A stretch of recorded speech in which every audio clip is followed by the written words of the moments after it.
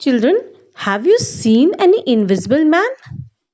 And do you think or this chapter is inspired by it? Yes, the chapter we are going to do is related to it. This story is about a scientist who invented one drug. Let's find out that he used that drug for good purpose or a bad purpose. For that, we have to do the summary of this chapter. So here the story begins.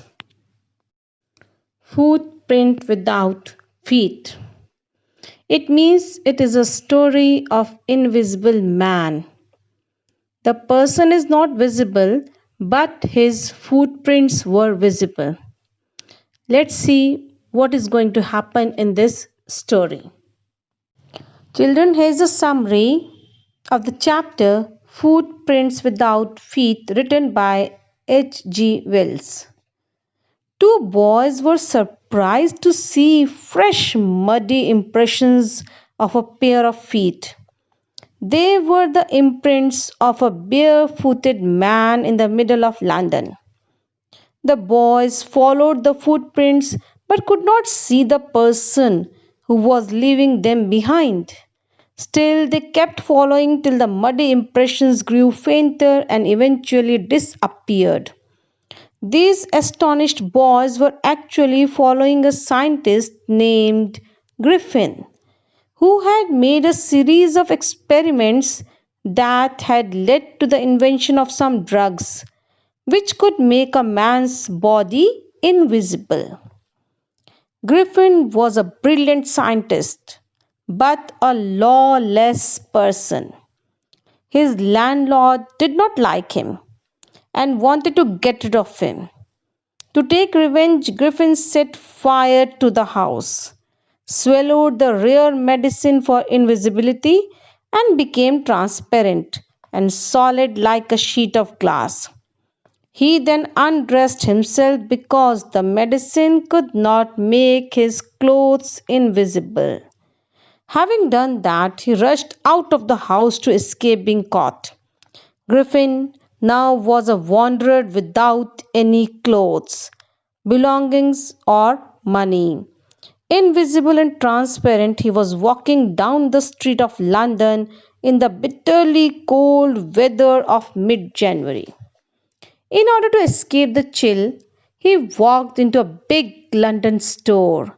After the store was closed in the evening, he clothed himself fully by breaking open the boxes and wrappers and take all that he liked. He then had a hearty meal followed by sweets and wine that he stole from the grocery. After this, he dozed off to sleep on a heap of quilts. He got up late in the morning after the assistant's arrival in the store. On seeing the employees, Griffin rushed out and removed all his clothes to escape successfully under the cover of invisibility. However, without clothes, he was again exposed to the biting winter cold. He rushed down to the Drury Lane, the hub of London's theatrical world, to get some clothes from a theatrical company that would cover up his face.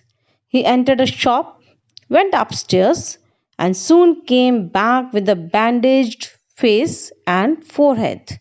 He wore glasses, whiskers, and a false nose.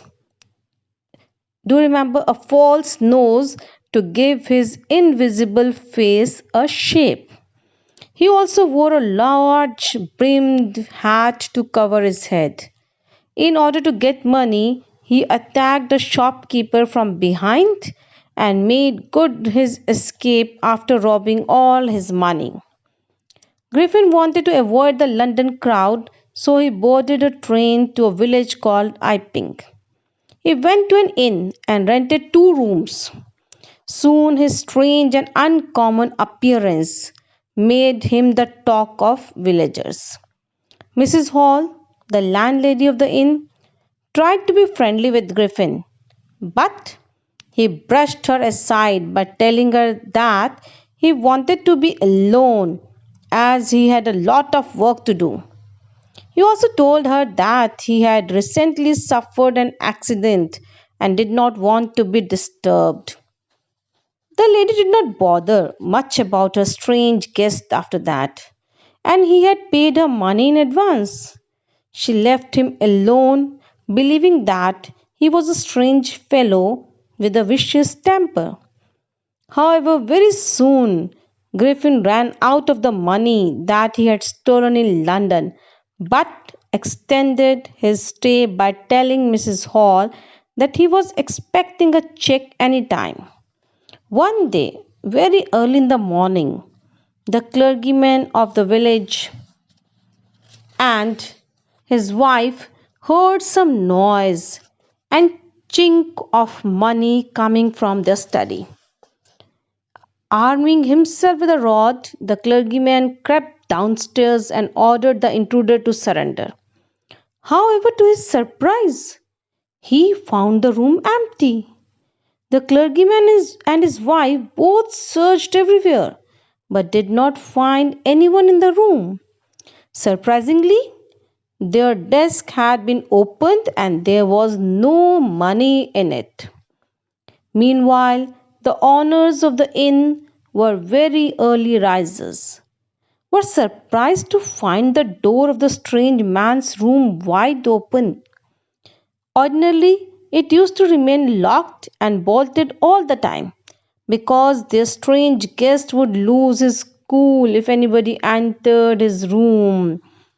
The open door at this hour made the owners curious and they entered the room to investigate. They found that the bed sheet was cold, which suggested that the bed had not been used for quite some time. In addition, the clothes and bandages of their strange guest it lay scattered all over the room. Suddenly, there was a commotion, and Mrs. Hall heard something pass by her ear. All of a sudden, what happened?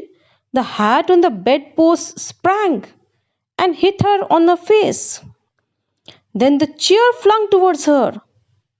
She and her husband rushed out in panic. They were frightened, and the door behind them suddenly shut with a slam. Mrs. Hall was certain that some spirit was haunting the room. The news spread very fast, and the villagers suspected that the strange scientist was the culprit and some magic was involved in the entire affair. Suspicion about the theft at the clergyman's house also fell on the scientist, as he had just paid his entire dues in cash. The village constable was informed secretly about the matter, but Mrs. Hall did not wait for his arrival.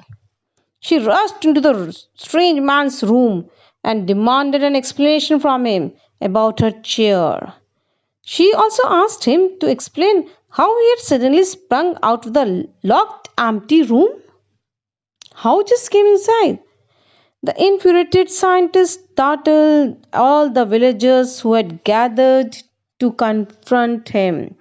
He suddenly removed his bandage and makeup, sending shock waves to the people who were stunned to find a headless man. Jeffers, the constable, who had an arrest warrant in his hands, tried to arrest the headless body.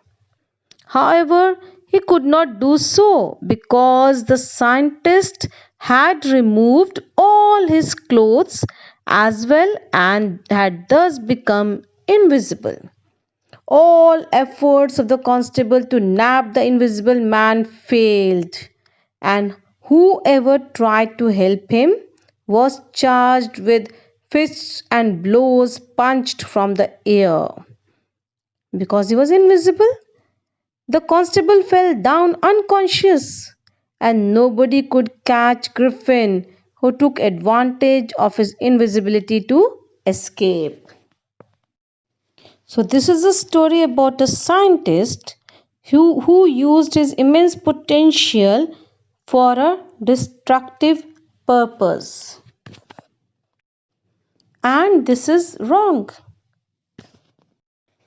One should not use this for destructive, it could be used to help others. Griffin has used his invention for the evil purpose, so he became a villain and who is hated by everyone. So, the power of invisibility should come only to those who have a strong sense of responsibility, not to the people like Griffin. Children, I think you all have enjoyed this story. And if any doubt is there regarding the story, you can contact me. Till then, thank you. Have a nice day.